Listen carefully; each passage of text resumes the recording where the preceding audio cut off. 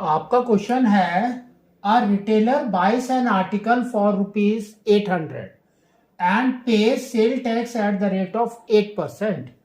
The retailer sells the same article to customer for ₹1,000 and charge sale tax at the same rate. Find the price paid by the customer.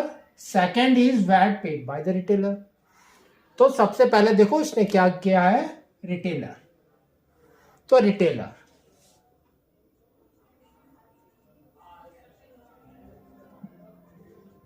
तो retailer ने bye किया है ₹800 का वो article, तो that means CP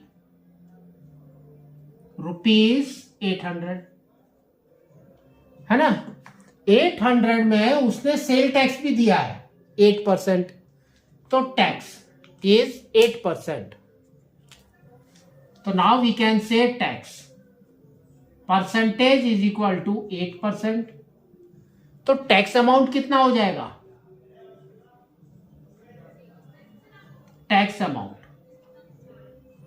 that is equal to 8% of 800।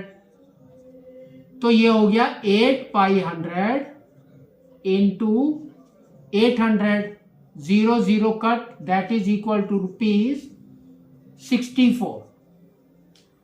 तो tax amount is 64। ठीक है, नेक्स्ट। तो उसका मतलब क्या हुआ,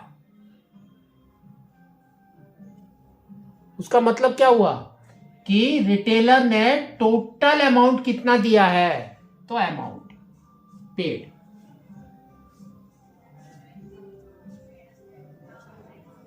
is equal to 864 rupees pay किया है रिटेलर ने। नेक्स्ट इसने क्या बोला है, the retailer sells the same article to customer for ₹1000। तो अभी आपका आ जाएगा कस्टमर। ठीक है, तो कस्टमर का CP is what, 1000।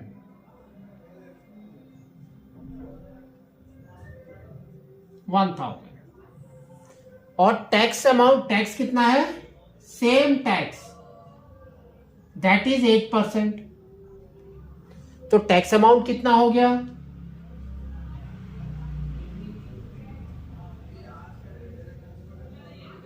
Is equal to 8/100 into 1000, 0 gone.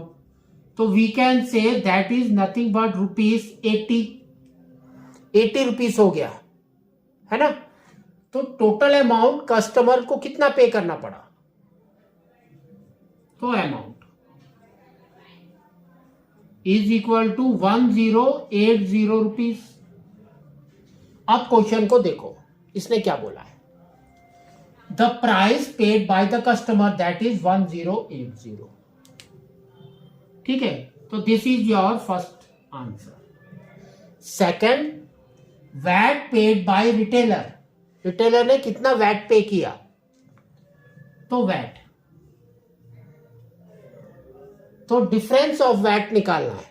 तो यहां पर है 80 रुपीज और यहां पर है 64 रुपीज। तो 80 माइनस 64, तो that is equal to 16 rupees. तो वैट कितना पे करना पड़ा उसको, रिटेलर को 16 रुपीज। तो इस तरह से आपको निकालना है।